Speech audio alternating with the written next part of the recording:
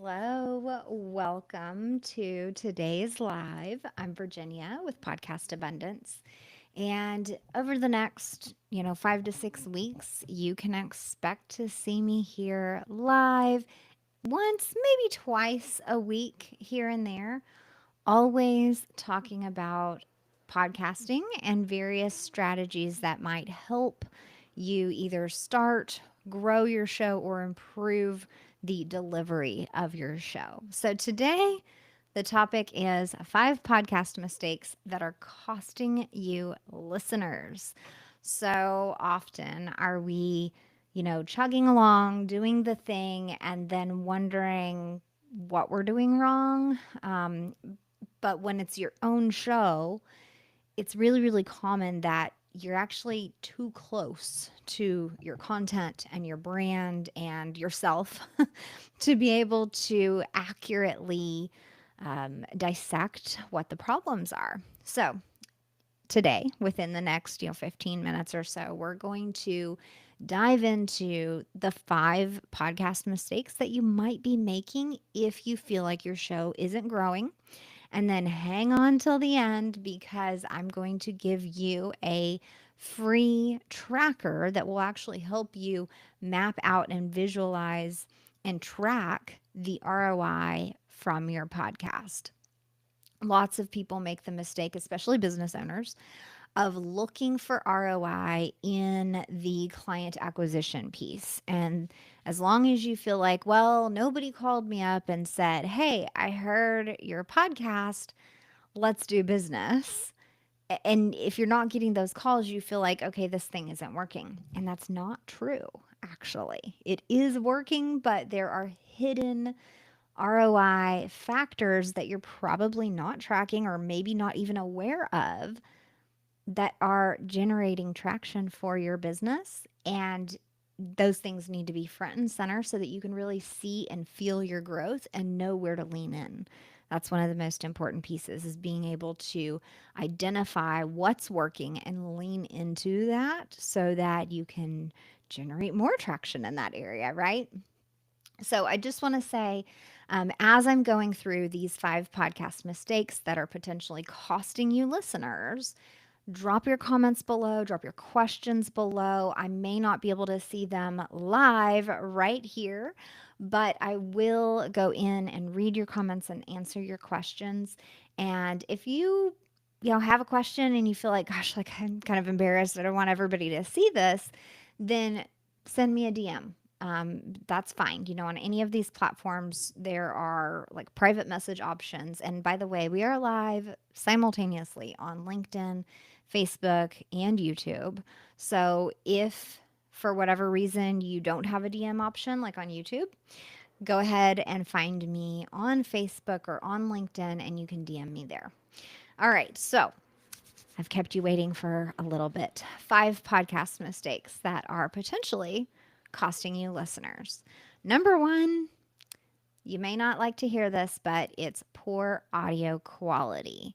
You need an external microphone, and even more so, a quiet environment that is as echo or reverb, is what we call it in the post production space, but echo free. So, if your office or conference room or home studio has a lot of really hard surfaces, your sound as you're speaking, even right now as I'm speaking, my sound is bouncing off the walls, off the floor, off of my desk, off of my computer screens, and that will cause a certain amount of reverb or echo in the recordings. That's pretty simple to fix. You just need more fabric in your space. So, rugs, curtains, hang quilts on the walls, um, lay a fabric item over your desk before you hit record.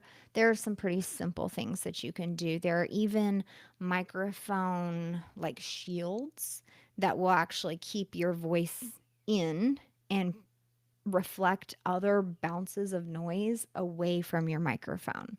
So those can even be super useful and very affordable, like less than $50 at either a like B&H studio type place. Best Buy might have some.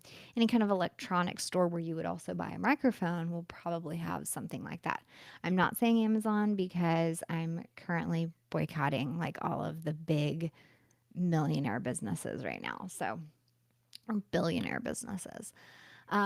Okay, so poor audio quality. The reason this has become a factor, even if it wasn't before, because you could like podcast in a closet and people would still listen to it, is that now podcasting is more popular. There's more variety. There's more options for listeners to choose from.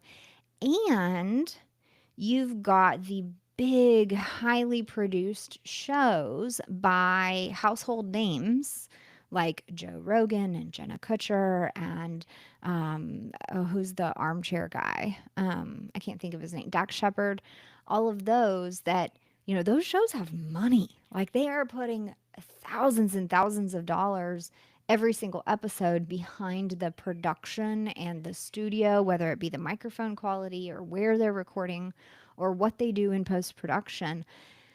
And when those shows are so accessible to the public and they get used to hearing that quality of sound, then suddenly your, you know, conference room podcast is going to have to work on the sound quality a little bit more to be able to compete with what listeners are now very used to. And they expect everyone to sound like a Joe Rogan or a Dak Shepard, right? So keep that in mind. There are 2 to 4 million podcasts out there, about a quarter of which ac- um, what do you call it? Active. Sorry, the word just left me right there. But about a quarter of those are actually active, which means they're consistently producing episodes week after week and are still kind of current with their content. And so when you have so much choice and so many of those choices are produced in studio or have big bucks behind them, your podcast, even as a small creator, is going to have a good microphone. You're going to have to be aware of the environment that you're recording in, and you're going to need to put some money, time, effort, whatever it is, into the post production process so that your show sound is as elevated as some of those really highly produced shows. And I will say on this note, even if you think of a show and you're like, oh, well, that's like a completely unedited show, they're not putting anything into the post production. I would caution you there. Maybe it is mostly unedited. There are still things that can be tweaked and adjusted with the sound quality to make it sound better, either live during the recording with a soundboard or even in post production with various software items. It's really not hard to do, just to remove some background noise and take out clicks and things like that that would affect the style and quality that you'd be hearing. So poor audio quality is the number one thing that turns off listeners who are used to hearing highly produced shows, which are super common these days. So, if there's anything you can do, maybe a $70 microphone is your fix to boost the production of your show. Hey, it's worth it. All right, item number 2. This one is tough, especially for the host themselves to hear. And at first, it might be up to you to be able to identify this in yourself, but you may need a coach or someone who can just be really brutally honest with you to be able to point this out. So, the second mistake is in the host, in the delivery, whether you speak in a monotone voice, whether you cut off your guests or kind of talk over your guests often, if you're overly promotional about your services or products. And the number one thing that I find when I'm editing shows is that the host draws on. Instead of just asking the question and stopping talking so that the guest can go ahead and answer the question, the host often feels like they have to explain or kind of dance around it or work their way to the question. And, for the most part, as a listener, we kind of know where you're going with your question. So, more often than not, you don't have to explain it. Just ask the question and stop talking. If there is an awkward gap there, or if the guest asks you to explain what you mean by that question, we can cut out that little awkward explainer moment. But in the end, what you really want is a short, concise, clear question from the host. And then we want to hear what the guest says in answer. So, if you are drawing on, if your voice is lacking inflection and you end up sounding monotone, that's something that's pretty tough to identify for ourselves. You might have to take some voice lessons or take some speaking lessons or delivery, get a coach that is going to work with you on delivering with more enthusiasm, excitement, using the inflections in your voice in a more detailed or more often way as you speak. And then, of course, interview quality, as far as if you are having guests on, even if you have an idea and you know exactly where you want to take the conversation, you really have to be careful not to jump in and speak over the guest. As a listener, especially if you're not on video, it comes off as rude, and it can really make listeners tune you out or decide that they don't like you. Even if the content is great, if they feel like you're rude or over promotional or that you draw on or any of these things, that is a turnoff to listeners. So, again, if you need guidance on that, there are plenty of coaching opportunities that you can find, whether it's a speaking coach or a podcasting coach, coaching services that I offer to just help you through some of these roadblocks. All right, mistake number 3 that might be costing you listeners: a lengthy introduction. This kind of parallels with the drawing on factor, right, that we talked about in number 2. But a lengthy introduction. Basically, when someone sees the title of your podcast, they see your cover art, they read the little bit of the description, and they're like, yeah, I want to hear this episode. This sounds great. This is exactly what I'm looking for. And they hit play, they are anxious to hear that answer. So if in the first 30 to 90 seconds of your episode, we aren't done with the introduction, have heard who the guest is, and are into the meat of the episode, we're already starting to lose interest.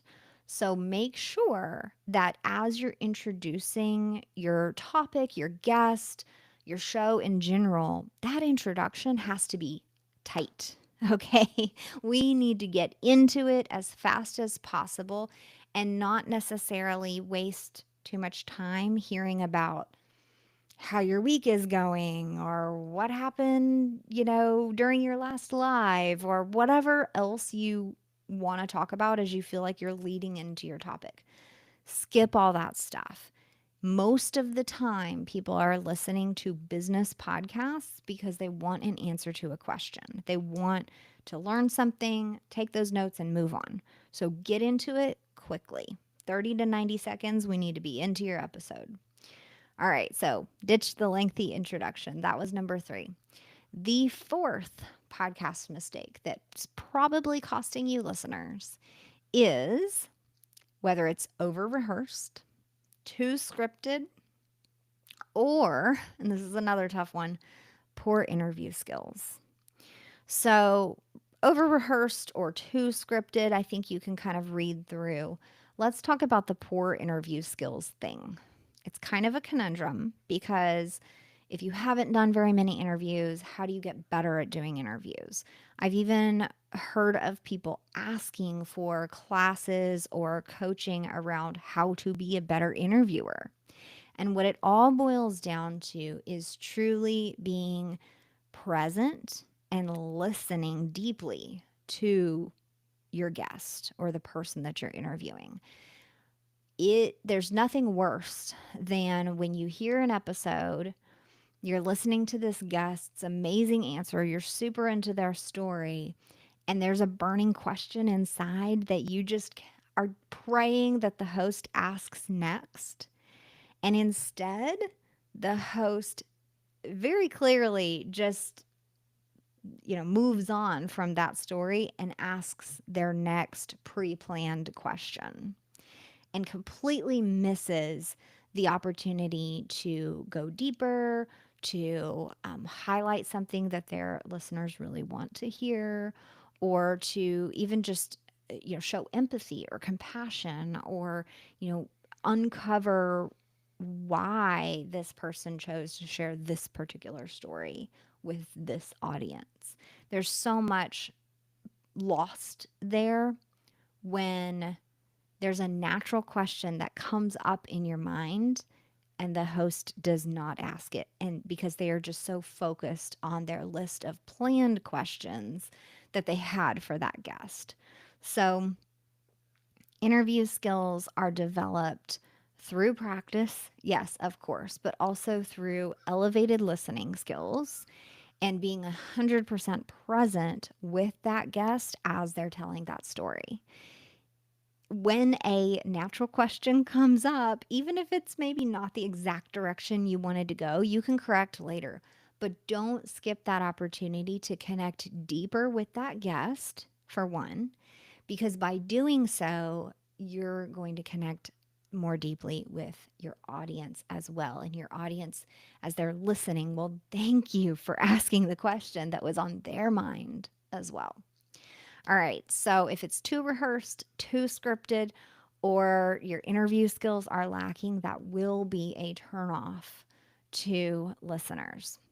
All right. Number 5, the last one of the 5 podcast mistakes that are costing you listeners is what I call podcasting in a silo.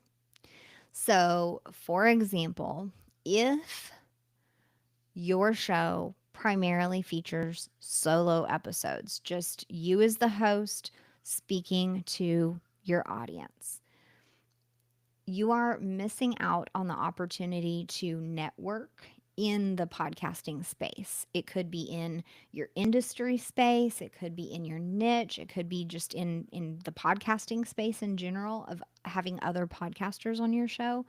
But when you only or primarily produce solo episodes, yes, there are benefits to that because you only have to schedule with yourself. So it's so much easier to, throw on makeup, fix your hair, hop on and go because it's just you.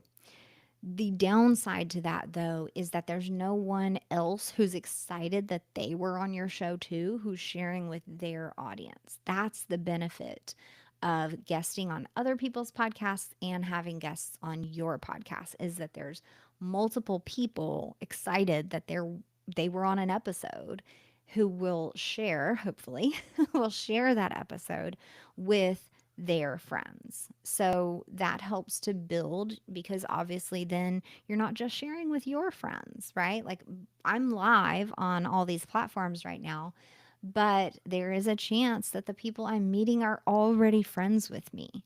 So the way that I would, for example, reach more people with my lives is by having various guests on with me live, which is in the works, by the way. So, podcasting in a silo. Whether you, even if you're having guests on, but they are all people who kind of run in the same circles as you, and you know their friends and they know your friends, you're still kind of in a silo. It might be a bigger silo than just your own, right? Because you've included, let's say, these other 10 people and their friends, but it's still limited. So you have to continue to reach outside your circle and explore having guests on that your audience may not know and being on other people's shows. So, those are the 5 podcast mistakes that are costing you listeners: poor audio quality, either drawing on too much or cutting off your guest or being overly promotional. That's kind of like a host problem. The third thing is a too lengthy of an introduction and going on and on before you actually get to the meat of your content. The fourth one is whether your episodes are overly rehearsed, too scripted, or if your interview skills are lacking. And then problem number five is podcasting in a silo.